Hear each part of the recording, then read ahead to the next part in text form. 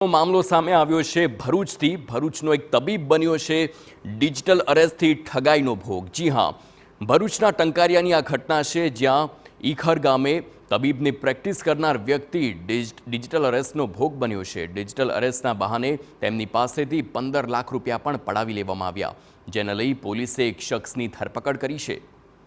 તો વિસ્તારપૂર્વક જણાવીએ તો બશીર અહેમદ નામના તબીબને સપ્ટેમ્બરમાં એક ફોન આવ્યો હતો।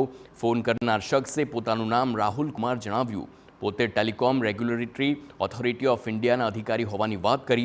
ઠગબાજ શખ્સે તબીબને કહ્યું કે મુંબઈમાં ખરીદેલ સિમ કાર્ડનો નંબર કેનરા બેંકના ખાતામાં લિંક કરાયો છે અને તેનાથી 7.25 કરોડ રૂપિયાની હેરાફેરીની પણ વાત કરી છે અને બદલામાં તબીબ પર 68 લાખ રૂપિયા કમિશન ખાધા હોવાનો આરોપ મૂકી ડિજિટલ અરેસ્ટ કરવામાં આવ્યો।